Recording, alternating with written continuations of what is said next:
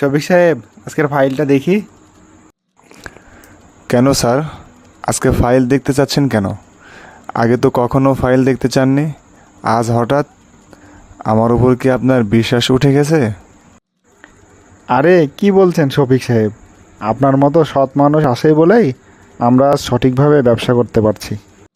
তাহলে স্যার আজ হঠাৎ ফাইল কেন দেখতে চাচ্ছেন? আরে শফিক সাহেব, দিন বদলের সময় এসেছে। এখন থেকে আমার কাজ আমি করব, আর আপনার কাজ আপনি। আচ্ছা স্যার, তাই বলুন। তা কী করে পরিবর্তন আনবেন স্যার? শুনুন তাহলে, দেশের যে পরিস্থিতি আমরা পার করছি তা থেকে মুক্তির একমাত্র উপায় হচ্ছে নিজের কাজ নিজে দায়িত্ব নিয়ে করতে হবে।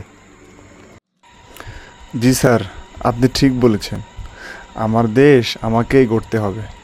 তা স্যার, কী রকম পরিবর্তন করতে চাচ্ছেন? আমার কোম্পানিতে যারা কাজ করে তাদের সকল সুযোগ সুবিধা দিতে হবে, তাহলেই তারা সঠিকভাবে কাজ করবে। তাদের সকল দায়িত্ব এখন থেকে আমার। জি স্যার, আমার পরিবারের সকল আবদার যখন আমি পূরণ করতে পারি, দেখি সেই সময় তারা অনেক খুশি থাকে, আর বাচ্চারাও ঠিকমতো পড়াশোনা করে। হ্যাঁ, ঠিক বলেছেন শফিক সাহেব। ঠিক তেমনই আমার কোম্পানির শ্রমিকও, তারাও তো আমার পরিবারের মতো।